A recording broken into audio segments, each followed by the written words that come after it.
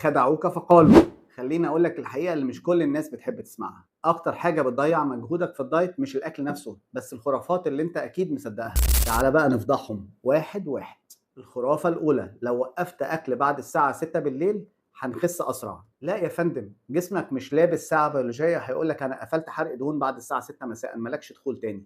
الموضوع كله سعرات حراريه مش مساله وقت. الخرافه التانيه: العيش الابيض بيبوظ الدايت وقتي. العيش الابيض مش سم قاتل، بس المشكله ان انت بتاكله بكميه كبيره قوي فبيزود السعرات الحراريه. لو التزمت بكميات محدده العيش الابيض استحاله يوقف نزول وزنك. الخرافه الثالثه: لازم اوقف نشويات خالص. جسمك محتاج نشويات صحيه عشان يديك الطاقه، لو قطعتها فجاه هتتعب ومعدل حرقك بيقل. السر مش في الحرمان، السر في التوازن. الخرافه الرابعه: كل ما اعرق اكتر في التمرين هخس اسرع. لا يا بابا، العرق مش دهون بتسيح، العرق ده ميه واملاح انت بتفقدها مؤقتا وبترجع تاني اول ما بتشرب.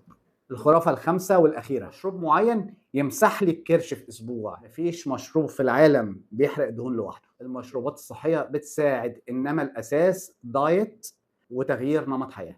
ولو انت عندك كرش وعايز تنزله فعلا، هسيب لك لينك تحت في التعليقات عن حلقة كاملة اتكلمنا فيها عن تفاصيل إذابة دهون الكرش.